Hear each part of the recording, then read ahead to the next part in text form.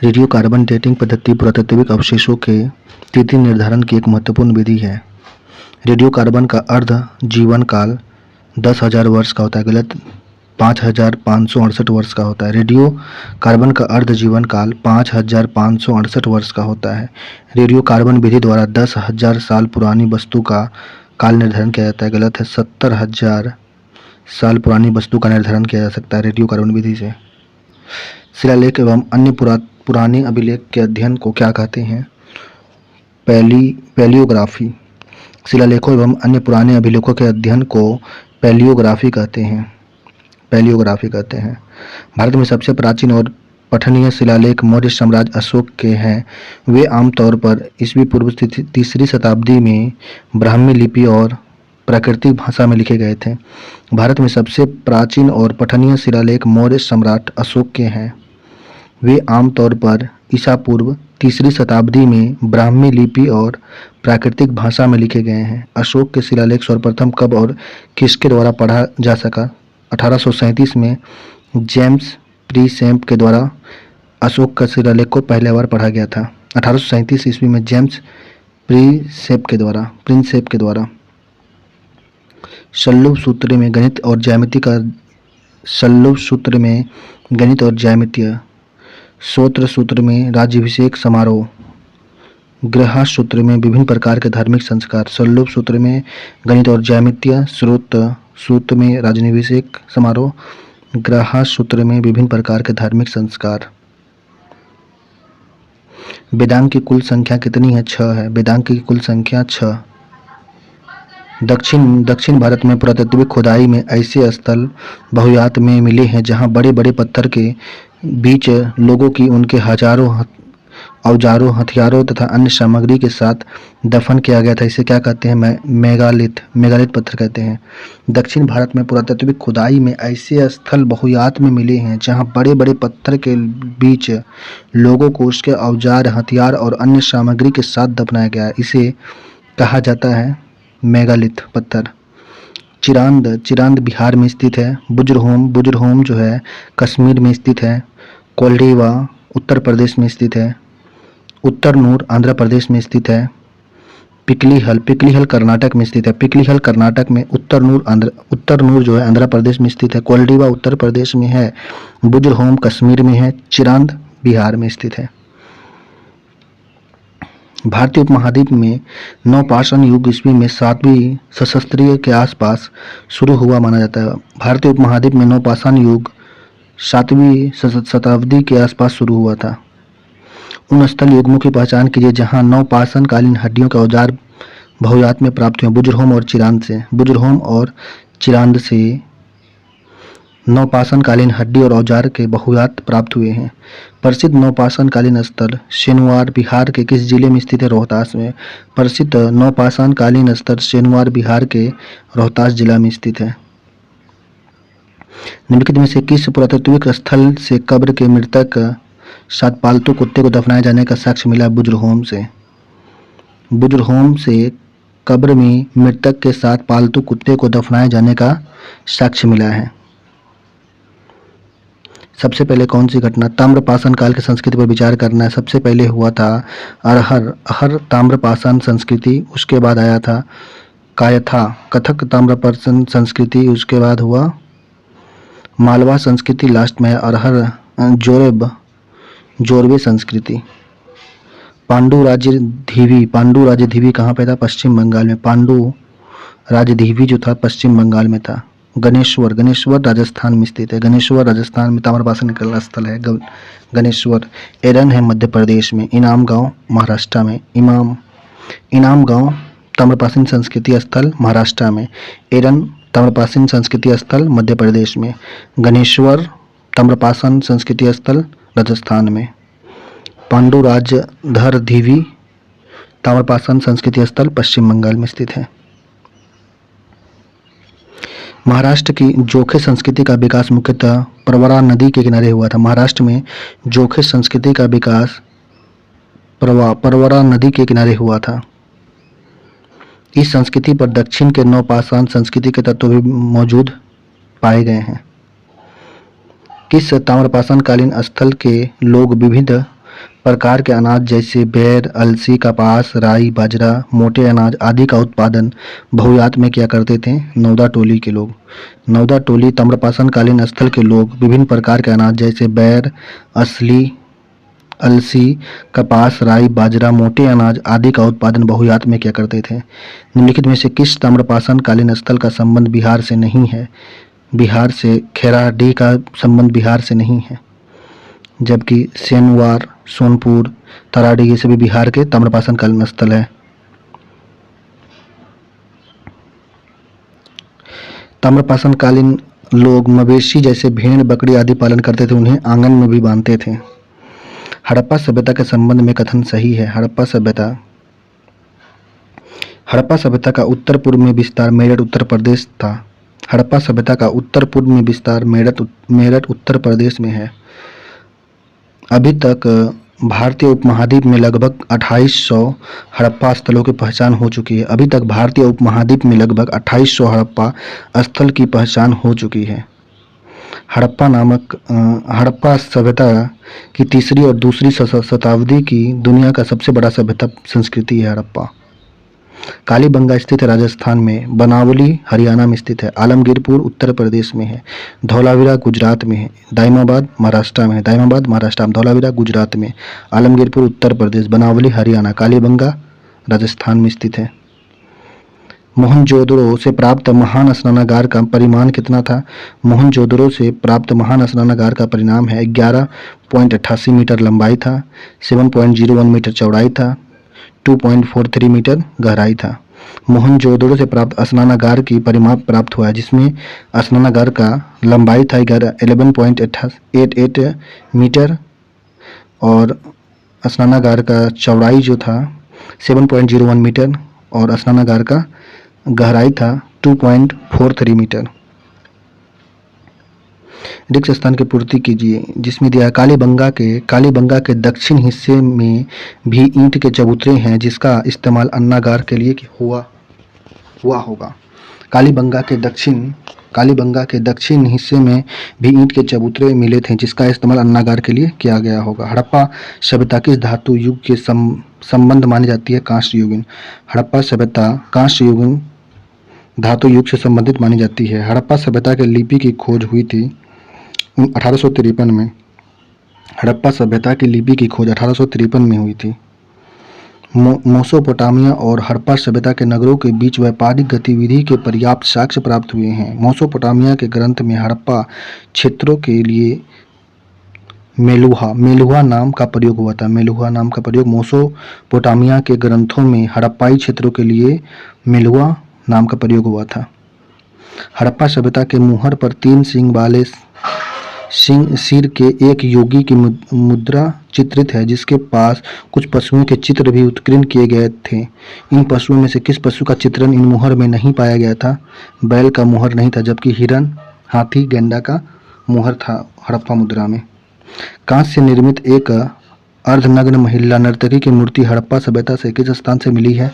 हड़प्पा से प्राप्त हुआ है। कांस्य से निर्मित एक अर्धनग्न महिला नर्तकी की मूर्ति हड़प्पा के सभ्यता से मिला है। आर्य शब्द किस बात का संकेत देता है? एक सांस्कृतिक समुदाय। आर्य शब्द एक सांस्कृतिक समुदाय का संकेतिक है। किस्मत अभिलेख सीरिया के लिए, किस्मत अभिलेख का इस्तेमाल इराक के लिए हुआ था। किस्मत अभिलेख। हितिस अभिलेख तुर्की के लिए। मितानी अभिलेख सीरिया के लिए यूज हुआ है। आर्य इंडो आर्यन समुदाय के लोग कबीलाई और गैर कबीलाई संघर्ष में हर जगह सफल रहे। इंडो आर्य के पास अश्व, शक्ति, रथ, कवच, वर्मन और बेहतर हथियार थे। इंडो आर्यन के पास अश्व युक्त रथ, कवच और बेहतर हथियार थे। ऋग्वेदिक संस्थाओं पर विचार कर। ऋग्वेद की संस्था है सभा और विद। क्षुद्र शब्द का उल्लेख पहली बार ऋग्वेद के किस अध्याय में मिला? 10वें अध्याय में। क्षुद्र शब्द का उल्लेख पहला बार ऋग्वेद में 10वें अध्याय में प्राप्त होता है। ऋग्वेद के जल के देवता के रूप में किसका उल्लेख है? वरुण। ऋग्वेद में जल के देवता के रूप में वरुण का उल्लेख मिलता है। ऋग्वेद कालीन लोगों का मुख्य व्यवसाय पशुपालन था। ऋग्वेदिक कालीन लोगों का मुख्य व्यवसाय पशुपालन था। जनपद, जनपद शून्य। ऋग्वेद में प्रयुक्त शब्द जनपद की संख्या 0 थी। इंद्र की संख्या 250 थे। ऋग्वेद में इंद्र की संख्या 250, अग्नि की संख्या 200, जन की संख्या 275, विष की संख्या 170। जन की संख्या 275, विष की संख्या 170, अग्नि की संख्या 200, इंद्र की संख्या 250 और जनपद की संख्या 0 थी। ऋग्वेद में किस नदी की सबसे पवित्र माना गया था? सरस्वती नदी को। ऋग्वेद में सबसे पवित्र नदी सरस्वती को। निम्नलिखित में से कौन सा उत्तर वैदिक जनपद अपने दार्शनिक राजाओं और ब्राह्मण धर्मशास्त्रियों के लिए विशेष रूप से प्रसिद्ध था? पंचाल। पंचाल उत्तर वैदिक जनपद अपने दार्शनिक राजाओं और ब्राह्मण धर्मशास्त्रियों के लिए विशेष रूप से प्रसिद्ध था। किस वेद में श्लोक के साथ पाठ किए जाने वाले अनुष्ठान भी बताए गए थे? यजुर्वेद में। यजुर्वेद में श्लोक के साथ पाठ किए जाने वाले अनुष्ठान भी बताए गए थे। उत्तर वैदिक जनपदों पर विचार करना है। विदेह और पंचाल। भारतीय दर्शन प्रणाली को किस शाखा का संबंध भौतिकवादी दर्शन से है? मीमांसा का भौतिकवादी दर्शन से संबंधित था। जनपद शब्द का पहली बार उल्लेख मिलता है ब्राह्मण ग्रंथ से। जनपद शब्द का पहला बार उल्लेख मिलता है। वैदिक आर्यों में व्रीहि शब्द का अनाज विशेष के रूप में उपयुक्त हुआ। व्रीहि किस अनाज का घोतक था? चावल को व्रीहि। वैदिक ग्रंथों में व्रीहि शब्द का प्रयोग हुआ जिसे चावल से संबंधित था। उत्तर वैदिक काल में वर्ण विभेद उतना गहरा नहीं पाया गया। राजा के राज्याभिषेक से जुड़े कई सार्वजनिक अनुष्ठान में क्षुद्र हिस्सा लेते थे। जैन धर्म के वास्तविक संस्थापक वर्धमान महावीर। जैन धर्म में जिन को सर्वोच्च स्थान दिया जाता था। जैन धर्म में जैन धर्मावलंबी ने कन्नड़ भाषा के विकास में पर्याप्त योगदान दिया था। अधिकांश जैन धर्म से जुड़े साहित्य की रचना धर्म अर्धमगही में किया गया था। अर्धमगही में जैन धर्म का। किस बौद्ध ग्रंथ में गाय को भोजन, सौंदर्य, शक्ति और सुख प्रदान करने वाले बताया गया था? सुत्त पिटक बौद्ध ग्रंथ में गाय को भोजन, सौंदर्य, शक्ति और सुख प्रदान करने वाला बताया गया था। बौद्ध धर्म ने प्राचीन भारत की कला का अपना प्रभाव छोड़ा। भारत में पूजा की जाने वाली प्रारंभिक मानव की मूर्ति संभवतः बौद्ध की ही थी, पहली मानव मूर्ति।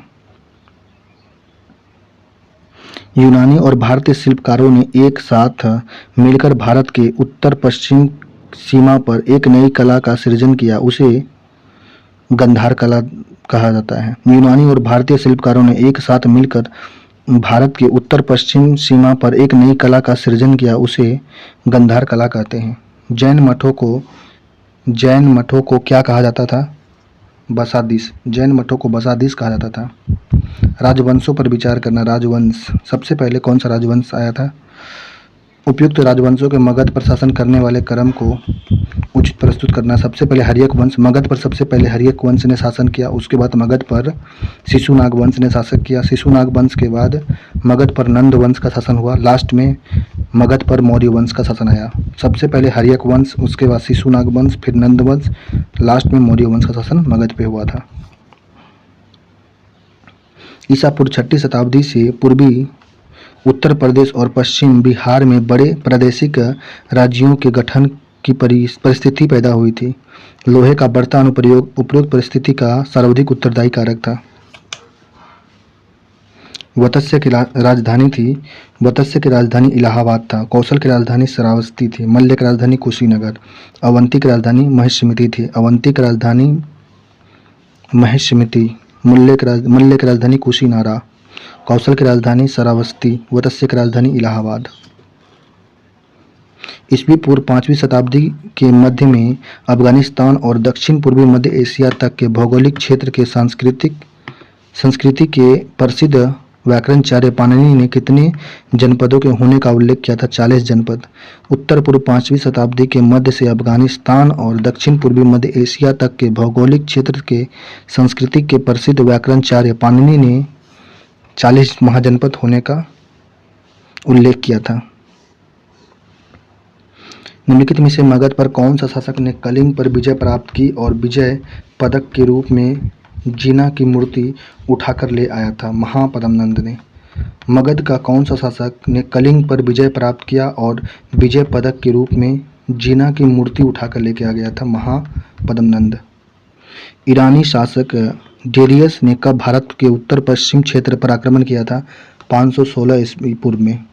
ईरान का शासक डेरियस ने भारत पर उत्तर पश्चिम क्षेत्र पर आक्रमण 516 ईस्वी में किया था। भारत ईरान के संबंध। निम्नलिखित कथन पर विचार करना। भारत और ईरान का संबंध।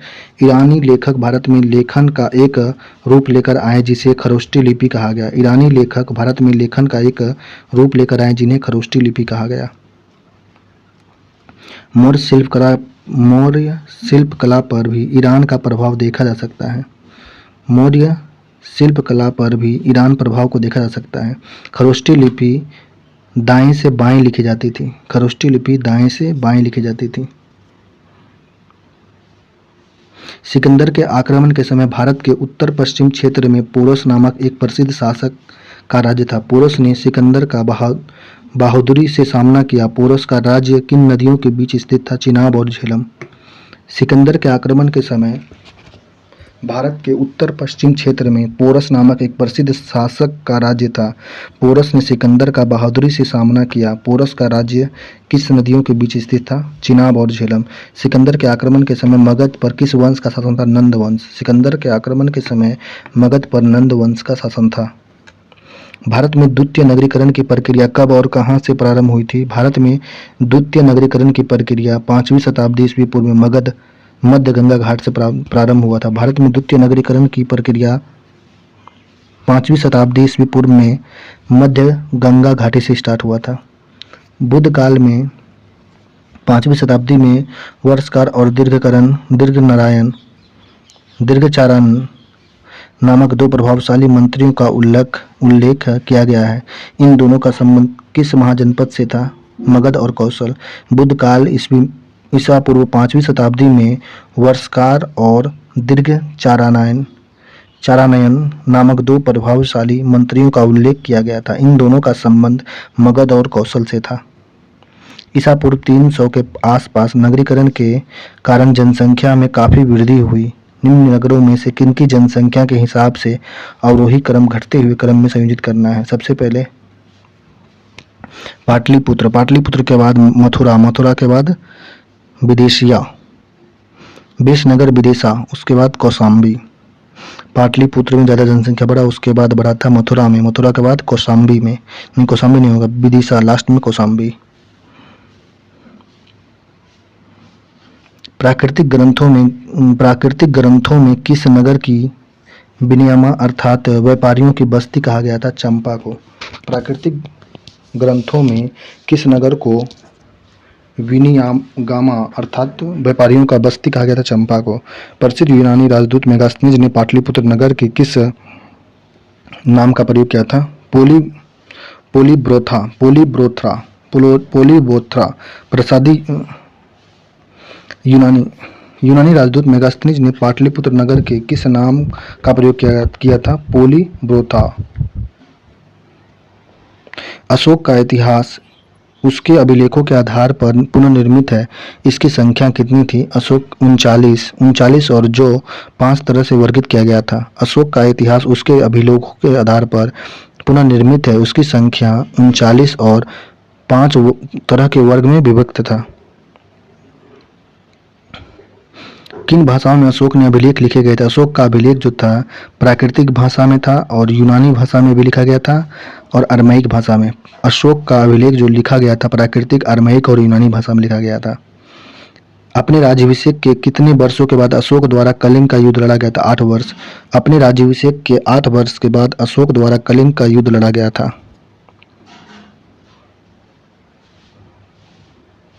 मौर्य साम्राज्य का अंतिम शासक बृहद्रथ था। मौर्य साम्राज्य का अंतिम शासक बृहद्रथ। ईसा पूर्व दूसरी शताब्दी से लेकर दूसरी शताब्दी ईसा पूर्व तक भारतीय महाद्वीप के किन क्षेत्रों में विदेशी वंशों प्रभुत्व स्थापित हुआ, उनके कार्यक्रम, उनके कर्मांक, आक्रमण करने और सत्ता स्थापित होने का सही क्रम क्या? सबसे पहले हिंद यूनानी आए, फिर शक, पल्लव, फिर कुषाण। गांडोफेरस जिनके शासनकाल में संत थॉमस ईसाई के प्रचार के लिए भारत आए, किस वंश के शासनकाल में? पार्थियन के शासनकाल में। गांडोफेरस जिनके शासनकाल में संत थॉमस ईसाई धर्म के प्रचार के लिए भारत आए, किस वंश के शासक थे? ये थे पार्थियन वंश के शासक थे। ईसा पूर्व द्वितीय शताब्दी से लेकर दूसरी शताब्दी ईसा पूर्व तक में भारत में सीमांतवाद का बीजारोपण हुआ। मध्य एशियाई विजेताओं ने छोटे छोटे राज्यों पर अपना शासन थोप दिया। भारत में कुषाण की दूसरी राजधानी मथुरा थी। भारत में कुषाणों की दूसरी राजधानी मथुरा थी। शक संवत की शुरुआत 78 ईस्वी में कनिष्ठ के द्वारा किया गया था। शक संवत की शुरुआत 78 ईस्वी में कनिष्ठ के द्वारा किया गया था। आधुनिक समय में भारत के लिए इस्तेमाल किया जाने वाला हिंदुस्तान शब्द का पहली बार प्रयोग स्पष्ट रूप से तीसरी शताब्दी में हुआ था। आधुनिक समय में भारतीयों के लिए इस्तेमाल किया जाने वाला हिंदुस्तान शब्द का पहली बार स्पष्ट प्रयोग तीसरी शताब्दी में हुआ था। भारत में ज्योतिष विज्ञान के लिए हेरोशास्त्र का प्रयोग बहुयात में किया गया था। हेरोस्कोप शब्द किससे था? यूनानियों का था। हेरोस्कोप यूनानियों का। वर्तमान महाराष्ट्र में के औरंगाबाद जिले में गोदावरी तट पर स्थित पैठन या प्रतिष्ठान सातवाहनों की राजधानी थी। किस सातवाहन शासक ने इसे राजधानी के रूप में स्थापित किया था? वशिष्ठ पुत्र पुलयमी ने वर्तमान महाराष्ट्र के औरंगाबाद जिले में गोदावरी तट पर स्थित पैठन या प्रतिष्ठान सातवाहनों की राजधानी थी। इस सातवाहन शासक ने इसे राजधानी के रूप में स्थापित किया था वशिष्ठ पुत्र पुलयमी ने। सातवाहन शासक की राजभाषा क्या थी? प्राकृतिक। सातवाहनों की राजभाषा प्राकृतिक थी। सातवाहन शासक प्रणाली में ग्रामीण क्षेत्रों के प्रशासन का कामकाज गोलिमिका को सौंपा गया था। गोलिमिका सेना की टुकड़ी का प्रधान होता था। इस सैन्य टुकड़ी में क्या शामिल होता था? 9 रथ, 9 हाथी, 25 घोड़े और 35 पैदल सैनिक शामिल होते थे। सातवाहन शासक प्रणाली में ग्रामीण क्षेत्रों के प्रशासन का कामकाज गोमिका को सौंपा गया था। गोमिका सेना की टुकड़ी का प्रधान होता था। इस सैन्य टुकड़ी में क्या शामिल होता था? 9 रथ शामिल होते थे, 9 हाथी शामिल होता था, 25 घोड़े थे और 35 पैदल सैनिक होते थे। सातवाहन शासक ब्राह्मण थे और विजयी ब्राह्मणवाद के प्रतीक थे। सातवाहन शासकों ने बौद्ध भिक्षुओं की भूमि दान कर बौद्ध धर्म को बढ़ावा दिया था। सातवाहन शासकों ने बौद्ध भिक्षुओं को भूमि दान कर बौद्ध धर्म को बढ़ावा दिया था।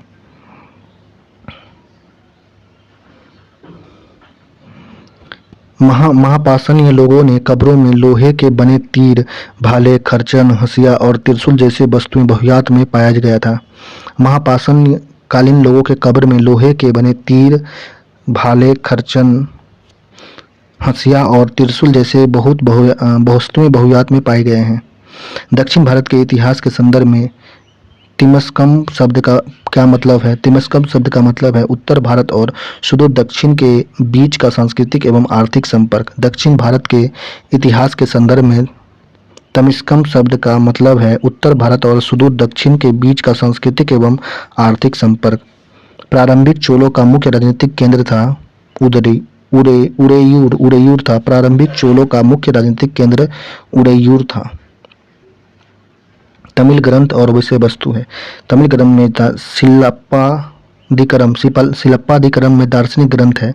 शिलप्पादिकरम तमिल का दार्शनिक ग्रंथ है। मणिमेकले धार्मिक साहित्य ग्रंथ है। मणिमेकले तमिल का धार्मिक साहित्य ग्रंथ है। त्रिकुरुल जो है ये तमिल का दार्शनिक ग्रंथ है। दार्शनिक ग्रंथ। तोल्कप्पियम जो है तमिल का व्याकरण था। तोल्पक्यम तमिलों का व्याकरण। तिरुकुलरम दार्शनिक ग्रंथ है। मणिमेकले धार्मिक साहित्य ग्रंथ है। शिल्पादिकरम प्रेम कहानी का ग्रंथ है। ये तमिल ग्रंथों में। मौर्य काल के दौरान दक्षिण भारत का कौन सा राज्य मोतियों के लिए विशेष रूप से प्रसिद्ध था? पांड्य। मौर्य काल के दौरान दक्षिण भारत का पांड्य राज्य मोतियों के लिए प्रसिद्ध था। गुप्तकालीन उपाधियां। वर्ण। वर्मन क्षत्रिय को कहा जाता था। वर्मन। शर्मन ब्राह्मण को कहा जाता है, गुप्त वैश्य को कहा जाता है, दास शूद्र को दास, गुप्त को वैश्य, शर्मन ब्राह्मण को, वर्मन क्षत्रिय को। गुप्त संबंध की शुरुआत किस शासक के द्वारा की गई थी? चंद्रगुप्त प्रथम। गुप्त संबंध की शुरुआत चंद्रगुप्त प्रथम के द्वारा किया गया था। भारत का नेपोलियन किस शासक को कहा गया? समुद्रगुप्त को भारत का नेपोलियन कहा गया था। गुप्त काल के दौरान अवंत अतिविका या आटविक राज्य के क्या तात्पर्य है? विंध्य क्षेत्र में स्थित वनों के साम्राज्य को आटविक राज्य कहा गया था गुप्त काल में। प्रसिद्ध चीनी यात्री फाहियान के भारत दौरे का काल क्या था? 399 से 414 ईस्वी। प्रसिद्ध चीनी यात्री तीर्थयात्री फाहियान भारत के दौरे पर आया था 399 ईस्वी से 414 ईस्वी पूर्व में, ईस्वी के आसपास में। चंद्रगुप्त द्वितीय के दरबार में कालिदास और अमर सिंह जैसे विद्वान का आश्रय दिया था। चंद्रगुप्त द्वितीय के दरबार में कालिदास और अमर सिंह जैसे विद्वान को आश्रय दिया गया था। चंद्रगुप्त द्वितीय ने विक्रमादित्य की उपाधि धारण किया था। चंद्रगुप्त द्वितीय ने विक्रमादित्य का उपाधि धारण किया। मौर्य शासकों के विपरीत गुप्त शासकों ने परमेश्वर, महाराज परम भट्टाद्वारक जैसे आडंबरपूर्ण उपाधि धारण की थी। गुप्त काल में विशेषकर मध्य और पश्चिम भारत में ग्रामीणों को राजकीय सेना एवं अधिकारियों को कुछ निःशुल्क सेवा भी प्रदान करनी पड़ती थी। ऐसी निःशुल्क सेवा को क्या कहते थे? विष्टि कहते थे। गुप्त काल में विशेषकर मध्य और पश्चिमी भारत में ग्रामीणों को राजकीय सेना एवं अधिकारियों को कुछ निःशुल्क सेवा भी प्रदान करनी पड़ती थी। ऐसी निःशुल्क सेवा को विशिष्टि कहते थे। गुप्त साम्राज्य को प्रांतों या मंडलों में विभाजित किया गया था, जिसे भक्ति कहा जाता था। भक्ति का प्रभावी अधिकारी क्या कहलाते थे? उपरिक। गुप्त साम्राज्य में प्रांतों या मंडलों को विभक्त किया गया था, जिसे भक्ति कहा गया था। भक्ति नहीं, भुक्ति। भुक्ति का प्रभारी अधिकारी को कहते थे उपरिक कहते थे। गुप्त शासकों के शाही मुहर पर किस पशु का या पक्षी का चित्र था? गरुड़ का। गुप्त शासकों के शाही मुहर पर किस पशु या पक्षी का चित्र अंकित था? गरुड़ का। गुप्त शासकों ने सबसे ज्यादा सोने के सिक्के जारी किए, जिन्हें उनके अभिलेखों में दिनार कहा जाता था। गुप्त शासकों ने सबसे ज्यादा सोने के सिक्के जारी किए, उन्हें उनके अभिलेख पर दिनार कहा गया है। सन 448 ईस्वी में अभिलेख से यह पता चलता है कि 5वीं शताब्दी की शुरुआत में भारत में दशमलव प्रणाली अस्तित्व में थी। यह अभिलेख प्राप्त हुए इलाहाबाद अभिलेख से प्राप्त हुआ है। सन 448 ईस्वी एक अभिलेख से पता चलता है कि 5वीं शताब्दी की शुरुआत में भारत में दशमलव प्रणाली अस्तित्व में थी। यह अभिलेख इलाहाबाद से प्राप्त हुआ है। यूरोपीय भाषाओं में अनुवादित होने वाले प्राचीनतम भारतीय साहित्य ग्रंथ कौन सी है? अभिज्ञान शकुंतलम। यूरोपीय भाषाओं के अनुवादित होने वाले प्राचीनतम भारतीय साहित्य ग्रंथ है अभिज्ञान शकुंतलम। हर्षवर्धन के शासनकाल में भारत का दौरा करने वाले प्रसिद्ध चीनी यात्री ह्वेन-सांग कितने वर्ष तक भारत में रहा? 15 वर्ष तक। हर्षवर्धन के शासनकाल में भारत का दौरा करने वाला प्रसिद्ध चीनी यात्री ह्वेन-सांग कितने वर्ष तक भारत में रहा था? 15 वर्ष तक रहा था।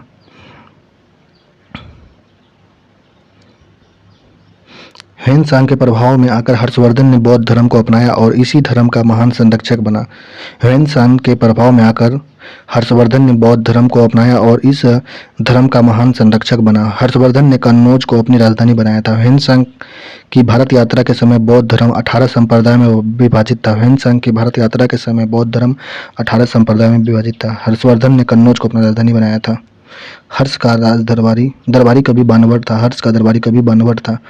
महाबलीपुरम स्थित रथ मंदिर का निर्माण प्रसिद्ध पल्लव शासक नरसिंह वर्मन ने करवाया था।